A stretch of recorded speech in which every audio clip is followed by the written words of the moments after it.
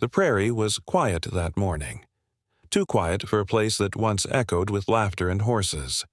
The old sycamore tree stood at the edge of the field, its branches stretching wide like open arms. Beneath it sat a woman in a faded blue dress, her hands folded in her lap, her eyes fixed on the horizon. Her name was Clara May Whitlock, and for 21 years she had kept a promise made to a man who rode away and never came back. The story began long before the dust settled on her heart. Back then, the town of Red Creek was still alive, a small settlement surrounded by wheat and wind. Clara worked at her father's general store, always with a smile that seemed to bring light to every weary traveler who walked through those doors. Among them came Eli Turner, a young cowboy with a scar on his cheek and eyes like a storm, the kind that spoke of a past he didn't care to remember. Eli was a drifter, a ranch hand without a ranch, carrying only a saddle, a silver pocket watch, and a quiet sorrow. The first time he spoke to Clara, he asked for a cup of water. She poured it for him with steady hands, though her heart had already begun to tremble. He thanked her, tipped his hat, and smiled. And that smile, she'd say later, was where her story truly began. Days turned into weeks. Eli stayed longer than any drifter should have. He found work mending fences for old man Kavanaugh and spent his evenings sitting on the porch outside the store, whittling wood as Clara closed up shop. Sometimes they talked about the land, the stars, or the way the wind could make a man feel both free and lost at once. "You ever stay in one place long enough to call it home?" she asked him once. He looked up from the piece of wood in his hand. "Home ain't a place, ma'am. It's a person, if you're lucky enough to find one." She smiled. "Then maybe you found one." Eli didn't answer, just smiled that half-smile again and kept carving. But deep down, both of them knew Red Creek was changing him. When spring came, he asked her to walk with him down by the river. The air was warm, and the water ran clear between the rocks. He carried a small box in his pocket, a silver locket he'd bought from a traveling merchant. Inside, he'd placed a lock of her hair and a note that said, "Wait for me." "I've got to go, Clara," he told her that night under the sycamore. "There's something I left undone, something I can't run from anymore." Her eyes filled with tears. "Eli, you can't just ride away now, not after all this." He touched her cheek gently, his calloused thumb brushing away a tear. "If I don't go now, I'll never be the man you deserve. Then promise me you'll come back." "I swear it," he said softly. "Under this tree, I'll find you again." The next morning, he rode out before dawn, his horse kicking up clouds of dust as he disappeared down the long road toward the canyon. Clara stood under the sycamore, watching until the last glint of his hat vanished into the sun. Days passed, then weeks, then years. At first, people told her to move on, that men like Eli never came back, but Clara only smiled and said, "He will. He promised." And so she waited, through seasons of harvest and drought, through letters that never came and nights colder than her prayers could warm. She mended her father's store alone after he passed. The town grew smaller. The wind grew harsher. But the sycamore still stood, and so did she. 20 years later, a stranger rode into Red Creek. His hair was gray, his face marked by time and travel. He asked about the old Whitlock girl, the one who waited by the tree. The townsfolk only shook their heads, saying, "She still waits." That evening, as the sun bled across the plains, Clara sat beneath her tree as always, her locket open in her palm, the words, "Wait for me," faint but still there. She heard the soft rhythm of hooves on dry earth, slow, weary, uncertain. Her breath caught. She turned, and there, through the dust, came a man riding alone. The wind carried his voice before she could believe her eyes. "Clara? You still here?" Her hands trembled. Her heart did too. She rose to her feet, tears spilling down her cheeks. He dismounted slowly, his knees unsteady. "I told you I'd come back. But something in his eyes, the sorrow, the guilt, the weight of years, told her this was not the ending she had dreamed of. Before she could speak, he fell to his knees before her. "Clara, I came home too late." The light faded from his eyes as he whispered her name one last time. The sky went silent. The wind died. Only the tree seemed to move, its branches swaying gently as if bowing in grief. Clara knelt beside him, clutching the locket in her hands, and for the first time in 21 years, she let herself cry. Eli has returned too late. But why? What happened in the years he was gone? And what secret did he carry home in his final breath?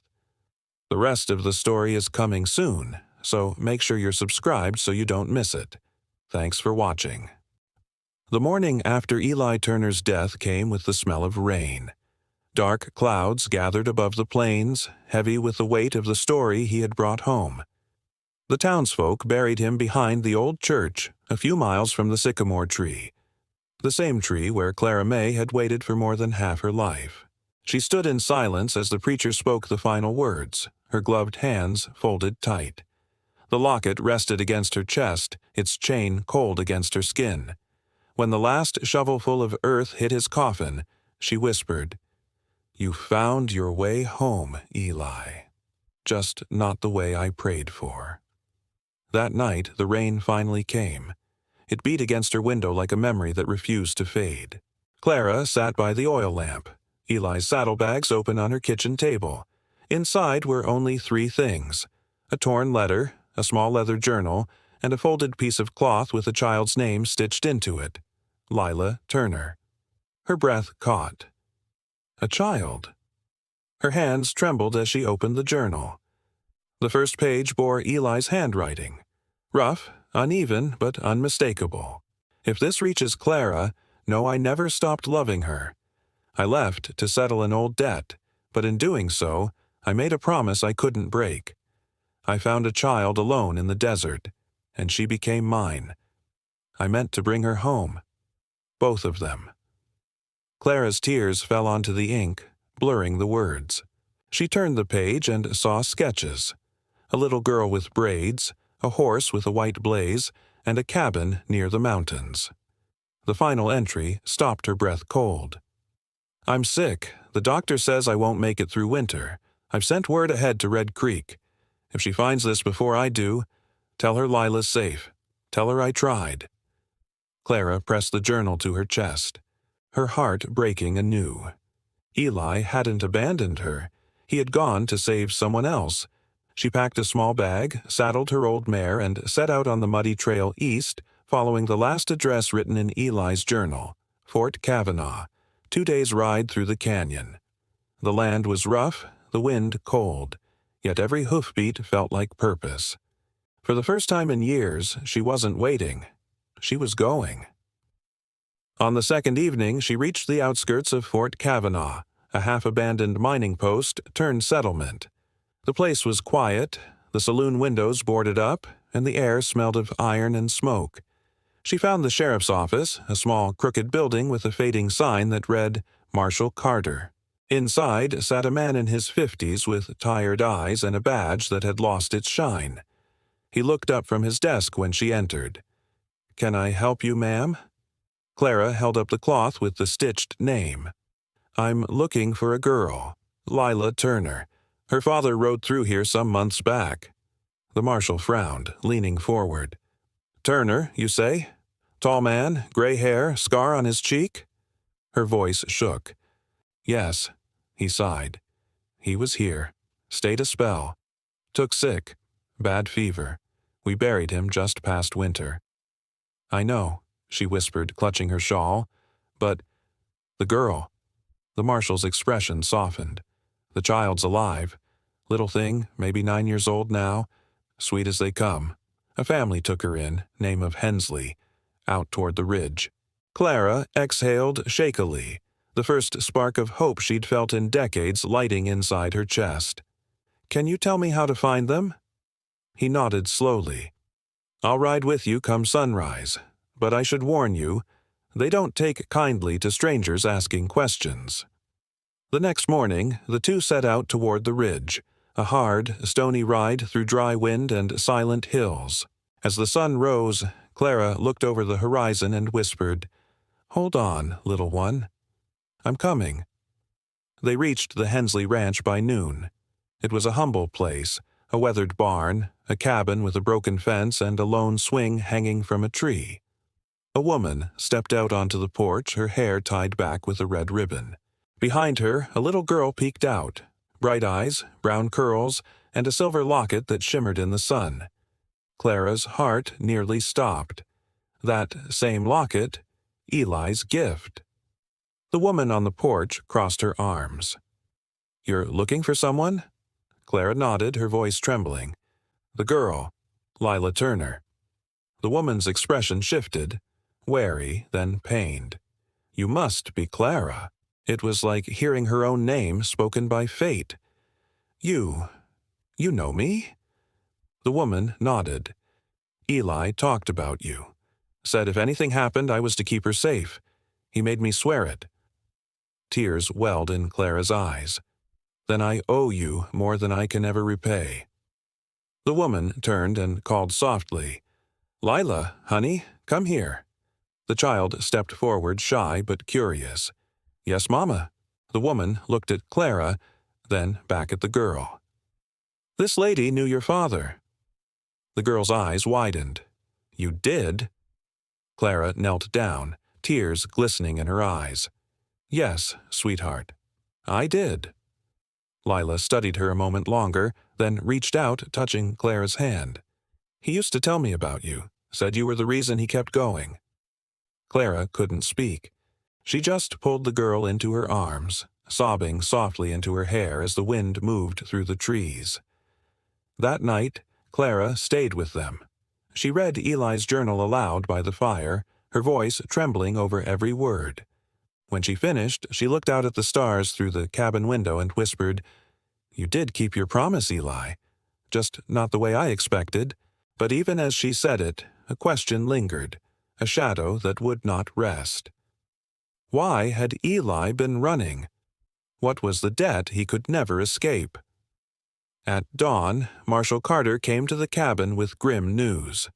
A group of men from the neighboring town were headed their way, men who had once ridden with Eli years before he found redemption. One of them, Carter said, was coming for Lila, and he wasn't coming to talk. The truth of Eli's past is about to resurface.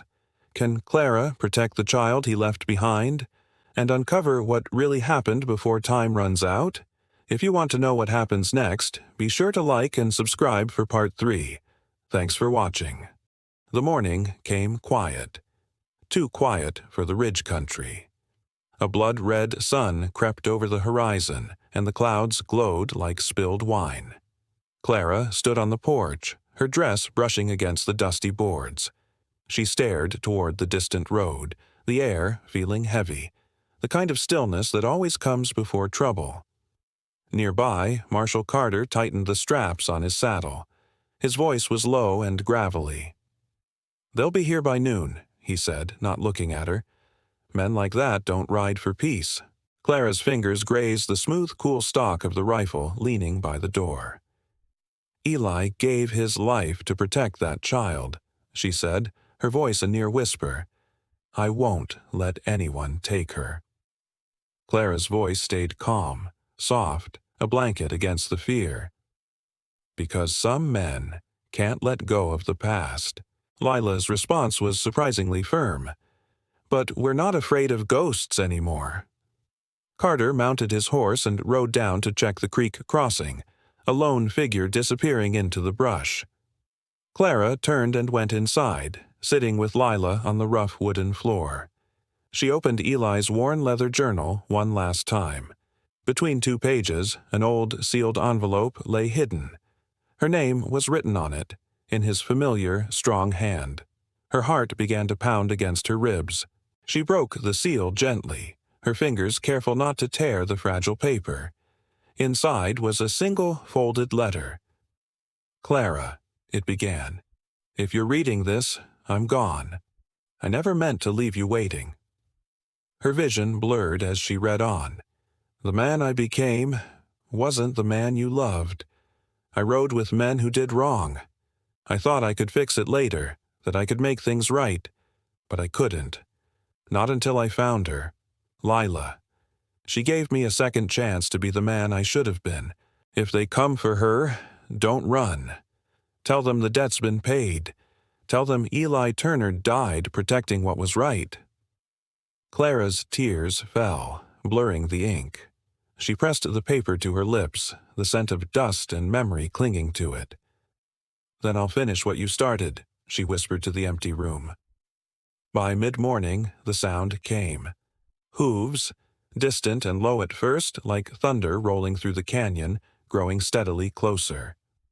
Layla ran from the window, her small face pale. "They're coming, Miss Clara." Clara's hand trembled as she reached for the rifle, but her voice did not. "Stay inside, lock the door, and don't come out until I call for you." Layla nodded, her eyes wide with a trust that broke Clara's heart and vanished behind the heavy wooden door. Clara stepped back onto the porch. The wind picked up, lifting the corners of her shawl. 5 riders appeared on the horizon, dark silhouettes against a pale, unforgiving sky. Their leader rode in front, a jagged scar pulling one side of his face into a permanent sneer. He pulled his horse to a sharp stop just beyond the fence. "Clara May," he called out, his voice laced with a cruel familiarity. "Never thought I'd see you again." Her eyes narrowed. "You knew Eli." He smirked, a flash of white teeth in a sun-beaten face. "Knew him better than you did. He owed me a life. When he ran off with that child, he took mine instead." Clara raised her rifle just slightly, the barrel pointing toward the dirt. "He saved her. That's worth more than any debt you think you're owed." The man's smile faded, replaced by cold resolve. "I came for what's mine. That girl's father stole gold meant for our men. It's ours by right." "Eli never stole a thing," Clara replied, her voice ringing with certainty. "He left the gold at the mission, for the widows you and your men left behind." The man sneered, a dark and ugly sound. "Then you can die with his lies." The first shot cracked the air like a whip. Wood splintered beside Clara's head, showering her with dust. She ducked and fired back, the rifle kicking hard against her shoulder. One shot, then another, and another. The quiet morning was gone, shattered by the roar of a gunfire. Just then, Marshal Carter came charging up the hill from the creek, his shotgun blazing. "Get inside, Clara," he shouted. She didn't move. "Not this time," she cried out, her voice raw. Dust rose like smoke, choking the air. Horses screamed, rearing in panic. Bullets tore through the wind with a deadly hiss. A shot grazed Carter's arm, but he just gritted his teeth and fired again, taking down one of the riders. Clara's next bullet struck another man through the shoulder, sending him toppling from his saddle. Now, only the scarred man remained. He dismounted slowly, his gun held steady in his hand, his eyes locked on her. "You're a fool, woman," he growled, stalking forward. "You don't even know what that girl really is." Clara's heart thudded in her chest. "What do you mean?" He smirked, savoring the moment. "She's the daughter of the marshal who hunted us for years. Eli only took her to try and make peace with his past. She's blood of the man who wanted him hanged." Clara's breath shook, but her gaze held firm. "That child is innocent. Eli didn't save her for revenge. He did it because he knew mercy." The outlaw laughed, a dry, cruel sound that scraped the air. "Then die with mercy, too." He raised his gun, but before he could fire, a single shot rang out, sharp and final. The man froze mid-step, a look of pure shock on his face. Then he crumpled to his knees and fell forward into the dust. Behind him, framed in the open doorway, stood Lila. Eli's heavy revolver was clutched in her small, trembling hands. Tears streamed down her cheeks. "I'm sorry," she sobbed, the gun falling from her grasp. "He was going to hurt you." Clara dropped her rifle and ran to the girl, wrapping her arms around her shaking body. "You did what you had to, sweetheart. she murmured, holding her tight. "It's over now. It's all over." The world went still again. Only the wind moved through the trees, whispering secrets. Carter limped up the porch steps, his face grim. "You all right, Clara?" She nodded, pulling Lila closer. "We will be." They buried the men by the ridge, with Carter placing heavy stones over the fresh graves. He tipped his hat low, his shadow long in the afternoon sun. "The world's got a way of circling back on itself," he said quietly. Clara managed a faint smile. "Sometimes it brings pain, and sometimes it brings you home." Weeks passed. Spring arrived in earnest, painting the valley with swaths of wildflowers. Clara stayed on the ranch. She taught Lila how to read from old books, how to ride a gentle mare, how to plant roses by the porch steps. Every Sunday, they rode to the hill where the old sycamore stood. Beneath its sprawling branches was Eli Turner's grave. A simple wooden cross marked his name, with words carved into the wood. He kept his promise. Lila placed a wildflower beside the stone. "Miss Clara," she asked softly, "do you think he can see us?" Clara smiled through a fresh wave of tears. "I think he's been watching all along, waiting for us under this same old tree." Lila leaned her head against Clara's arm. "I'm glad you found me." Clara whispered back, her voice thick with emotion. "No, darling. You found me." The wind stirred the branches overhead, and petals drifted down, blanketing the grave. They rode home through the golden light of the setting sun.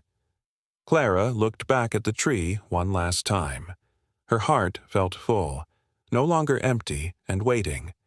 Eli had kept his word, and though the years had stolen so much, they had given her something far greater in return, a reason to stop waiting and a reason to start living again.